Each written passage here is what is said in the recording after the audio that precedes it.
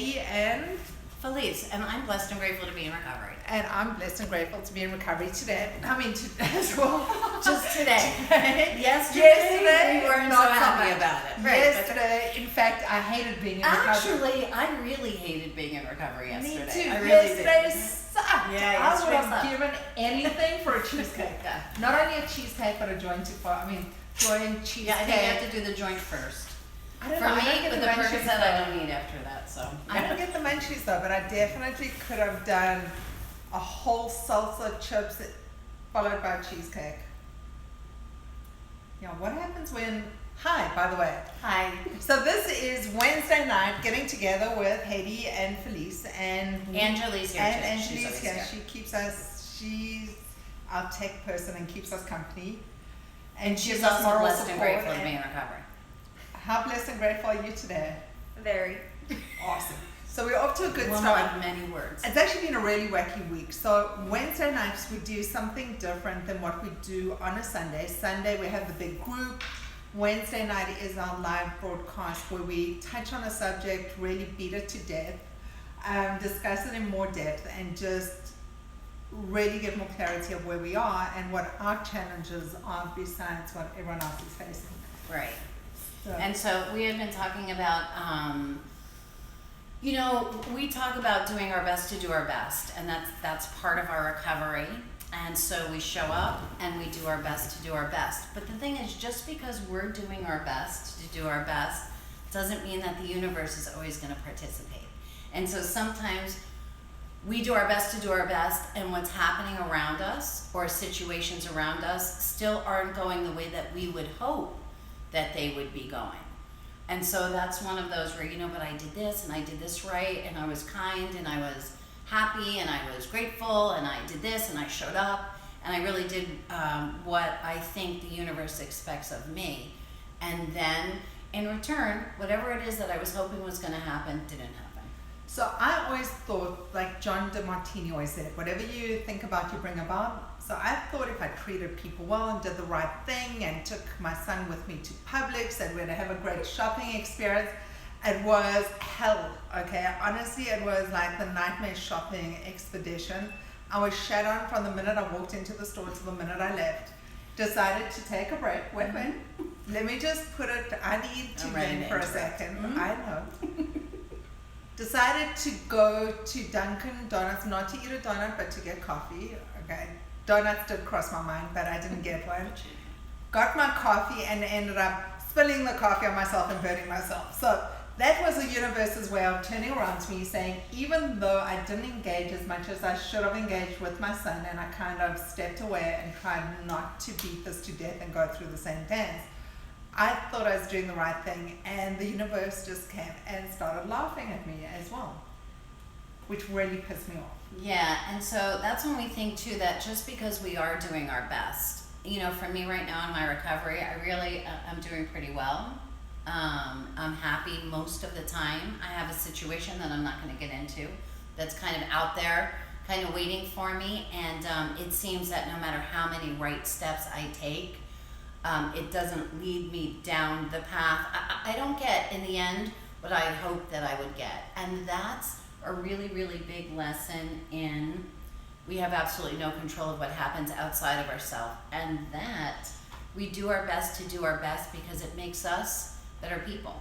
And it makes us people in recovery, no matter what the return is. Some people say, oh, well, make sure that you give so that you could get back. And for me, if you're giving to get back, then you're not really giving. That's the way that I look at it. But when I am showing up and doing my best, and certain things transpire that hurt me emotionally and spiritually, yesterday was one of those days, and I actually, not only didn't I want to be in recovery, and maybe even use, but I really just wanted to get into bed and stay there and hate everybody, and that's like ridiculous. Ridiculous, because I woke up this morning, I felt fine. I know I have absolutely no control over what goes on outside of me. I only have control over me. And so basically what happened yesterday was that I made a choice to be in a horrible mood, and I made a choice to stay there, and that's what I did all day long. Whereas this morning I made a choice not to stay there, and so today I felt great. So it gave me the opportunity to reflect on what I would have done. So what I would have done in the past is really I would have had smoked a box of cigarettes, probably had a couple of joints, really attacked that refrigerator, Publix and the 7-Eleven to get as many snacks as I possibly could, shout at everybody in the meantime, and really feel bad at the end of the day after I'd woken up this morning and been in a really terrible mood because I know I had a really bad day yesterday. But I didn't. So I didn't use yesterday. I didn't use either. Which is a big step for me because it was this close. It really was. I felt that I was rationalizing things. And when I started rationalizing is when I started becoming really dangerous to myself. So the best thing I do is I get away from myself and I just go around other people. It makes it a little bit easier. But also I did some work out of our workbook. So by sitting quietly and taking myself away from the situation and really putting myself in a quiet space, being able to sit down for that hour and just focus on working through that workbook as well helped shift my perspective to see my ownership in this as well. And part of that ownership is I get myself into my own trouble. When I'm in control is when I'm trying to use and I'm trying to rationalize. But acceptance in this, no matter how I reacted yesterday, things were going to play out the way that they're playing out because that's just the way they are. I can't control what's happening and what my son's doing and what he's going to say and the things he's going to do, just as I can't control anybody else, nor the coffee burning my hand or my leg. But there's really that level of acceptance that this is the way it is. And you're right, to be able to get upset or to get on other people just wouldn't have made it any better. In fact, it probably would have made it worse. It makes it worse, yeah. And so, it's so funny. We say things over and over and over again, like if we say the serenity prayer. Grant me the serenity to accept the things I cannot change. To accept the things I cannot change. How many times have we said that? Well, I've been saying accept the people, and for me, right, it's accept the people that I cannot change. Right. And the thing is, we say it, and sometimes we say it and it means nothing. Mm-hmm. Right. And so when we actually talk about acceptance, when we're talking about, they say that when we're not in acceptance, it's because when we're not in acceptance, it's because we are unhappy with something else that's going on outside of us that we have absolutely no control over. So we're trying to change a person, a place, or a thing, or somebody else's behavior, and we have absolutely no control over that. And so when we are not in acceptance, that's when we get angry and dissatisfied, and just actually for me, I don't even feel well, to tell you the truth.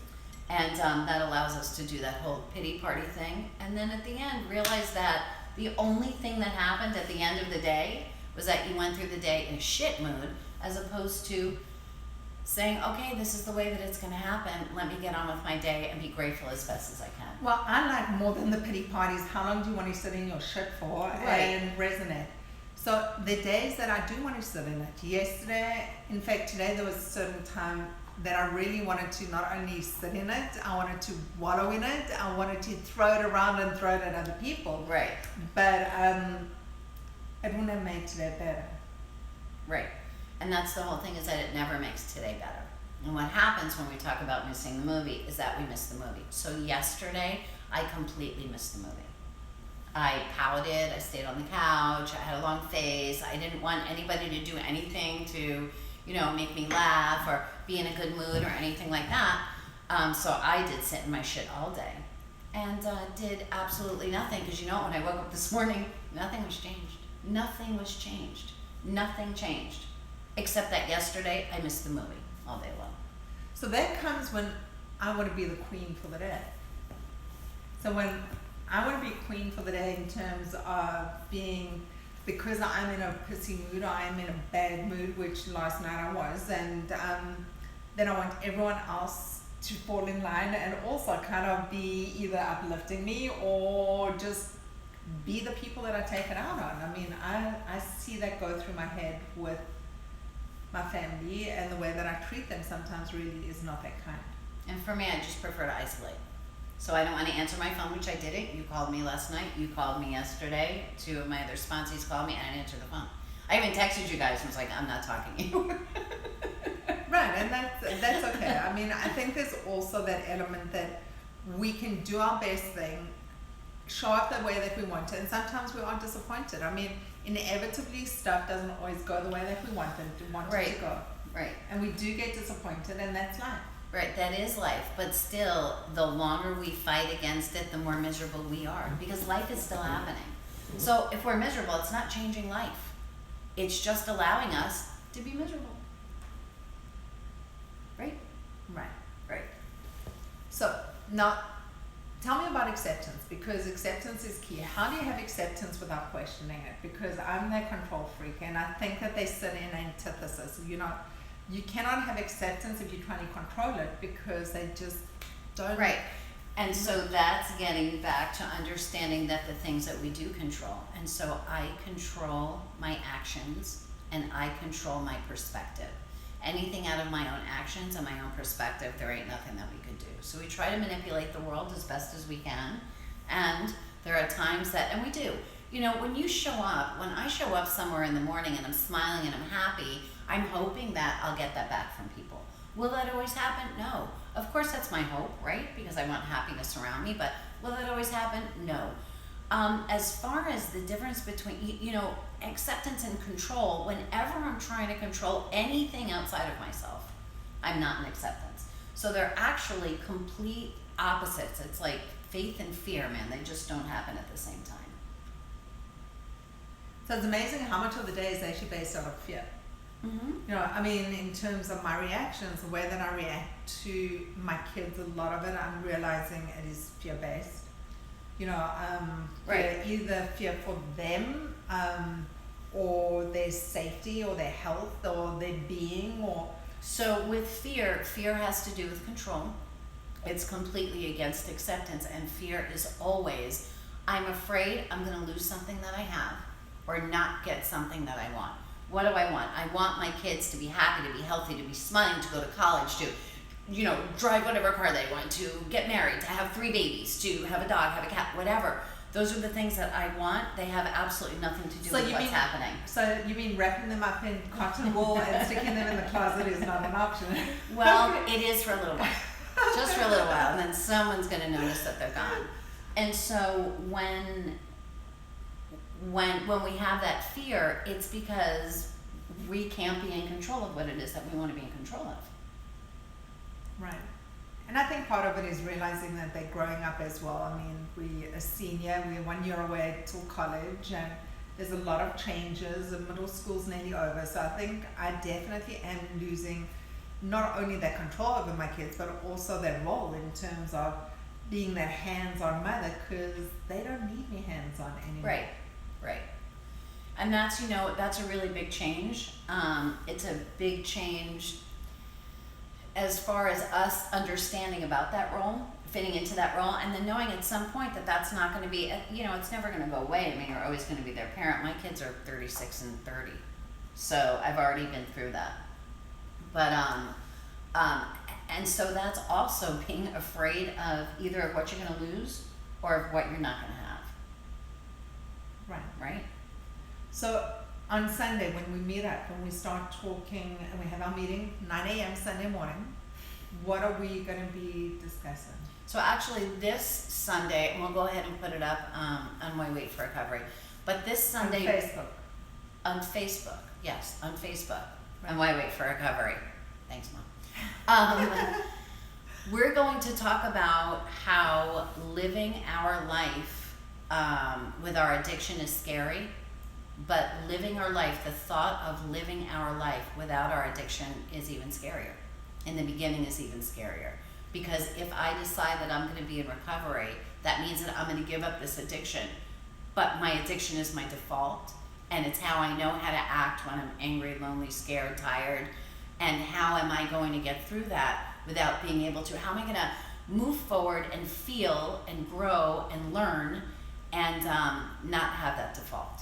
So as a compulsive overeater and an emotional eater, food addict, essentially, it's always that dichotomy between dieting and white knuckling stuff, of that thought of, I can never ever eat rice again, or I can never eat love bread that. again, or I choose, I mean, ultimately I'm choosing to, but it's always those thoughts before getting into recovery of those things went through my head of, I will never ever, it's the same way that I went into a diet. I can never do this again. Yeah, I have to just say real Yeah. quick, because this is like one of my favorite stories. So I was at, I was with my boyfriend who has a lot of years clean, and we were in Marco Island, and it was like 10 o'clock in the morning, and I swear to God, the kids in the pool, like the 4-year-olds were drinking. Like everybody was drinking. There was alcohol everywhere.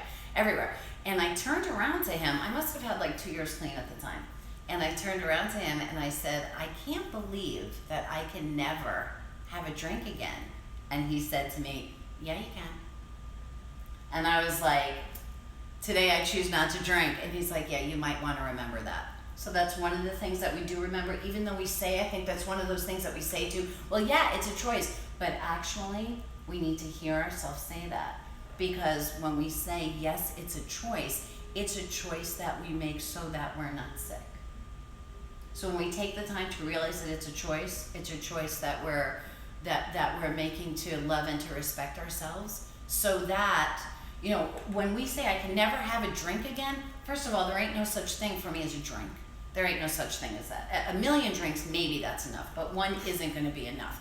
So it's like saying, well, I can never have a cookie. Well, yeah, you can have a cookie if you didn't have to have the 756 that followed it. Right, and it's not and it's not Right. the cookie for me. It's the stuff that goes with it. It's the mashed potatoes and gravy. And Whatever your all drug the of other- choice is. Right, 100%. Right, and so kind of what you're saying is, so I can never punish myself and feel like shit about myself after I do it again. Oh, poor me. I can't punish myself and feel absolutely horrible like I want to die after. Right? Because what happens after? Right. Right. After you're guilty becomes and like- you're ashamed. Okay, so this is and- a rational Yeah. side of it. So it's There we go. after, but it's not straight away after. So it takes Right. like that couple of binges. So 1 week later, Mhm. sound like a SpongeBob episode. 1 week later Never said is when it starts hitting you and you go, oh shit. Right. And then you feel worse than you ever felt to begin with. Right. Right? And you hate yourself. Like hate yourself. Yeah, absolutely. When I relapsed, I hated myself. I was so ashamed. I was beside myself. And you know, it was to the point where like I was saying, like, I don't even know how this happened. And then I was like, well, I know exactly how it happened because I was there. I was there the whole time. So, and honestly, it goes back to that. But it's that one moment where you decide that what you have is worth giving away. That everything that you've worked for is worth giving away. So all the happiness and gratitude that you had, and the respect for yourself that you have, that eating some mashed potatoes or taking a couple Percocet is worth giving all of that away for. And so is it worth it? No. No. And I mean, think for a that second that's I did think right, about and I it, think okay. that that's why actually when you're in certain recovery programs and you have to start all over again, Right. I think that maybe I used to think that was really, really mean, but maybe it isn't mean because maybe that's one of the things like, oh my God, you know, like if I have to start all over again, I give up so much.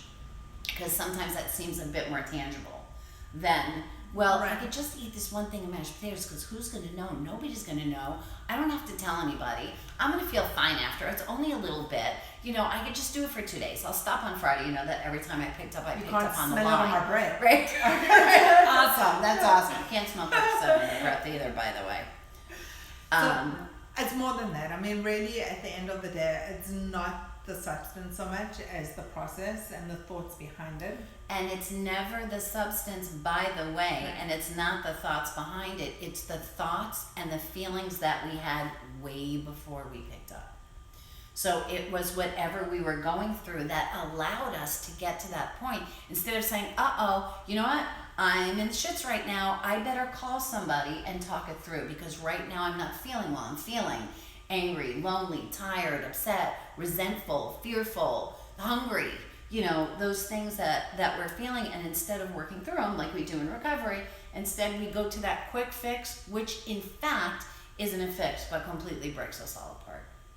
What was that word that we heard? Restless, irritable, and what was it? Discontent. It should be, Discontent. but I don't know what the D was. Right, and it should be discontent, Yeah. but 100%. So it's when we're not feeling happy, that's really the key, that we need that other stuff to make us feel happy. We think that Right. other stuff I mean, that's a is going to rational make that us goes, feel happy. that's Right, the rationale right. that goes through our Right. minds. Right. So Sunday at 9 o'clock, you can join us online. You can bring a friend. You can come in person. The room's packed, so we always have a great turnout Yeah, on a it's a Sunday. And we great have room. a lot of people joining us online as well. Right, and Sunday is a serious meeting. Sunday is a serious meeting about recovery. And getting well. I mean, that's really Yeah, the goal. absolutely. Getting happy and getting grateful and getting well and understand what it is that's going on with us so that we can make better choices and that we can, like I said, recovery is about learning how to get happy. It's about learning how to get grateful. It's about relearning the way that we look at the world. It's about learning how to change our perspective so that we can be happy. So I was reading a really interesting article about how they did a survey on how happy people would be if they achieved, firstly, their goal weight.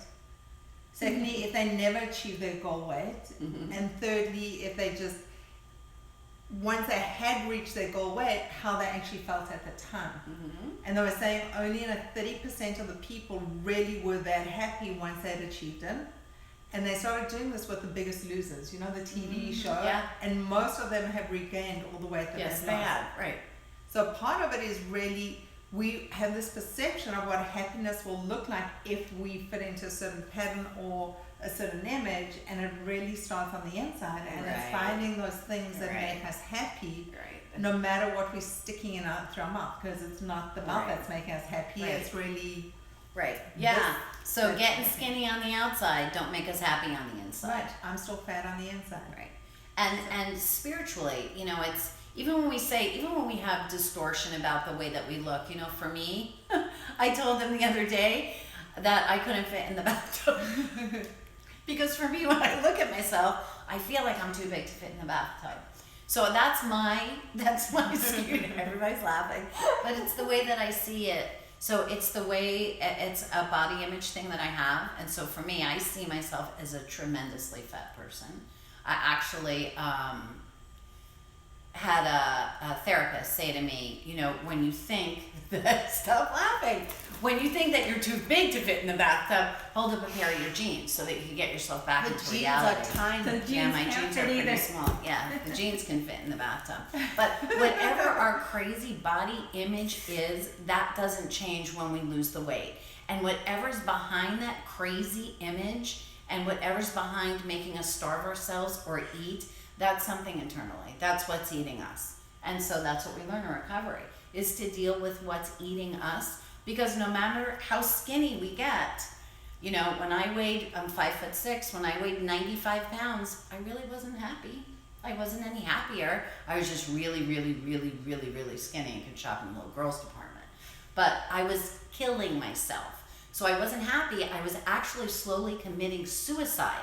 But on the outside, people were telling me, oh, you're so skinny, you look great. Oh, we Until you always don't, say then you that. look like you're gonna die. The difference between being overweight and being anorexic, being obese and being anorexic, is really the shopping is much cuter when you're anorexic than, That's what they say. right? And it's less expensive when you can shop in the little girls department. So we will see you Sunday. Yes, we will. Stay tuned on the space, and we will see you then. Have a wonderful week, the rest of the weekend. Blessed and grateful to be in recovery. And- I'm Felice. And I'm Haiti, and I'm blessed and grateful to not only know Felice, but to be in recovery. And Peace peace out. out.